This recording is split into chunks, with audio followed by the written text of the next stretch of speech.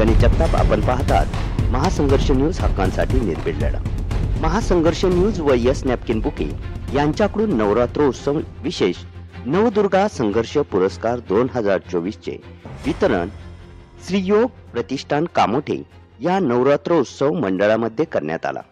संघर्षातून भरारी घेऊन आपल्या कर्तृत्वाने सामाजिक बांधिलकी जपत महिला सक्षमीकरण करणाऱ्या व आपले बहुमूल्य योगदान देणाऱ्या महिलांचा पुरस्कार देऊन सन्मान करण्यात येतो. या पुरस्कारार्थी सौ कुसुम आत्माराम पाटील या होत्या.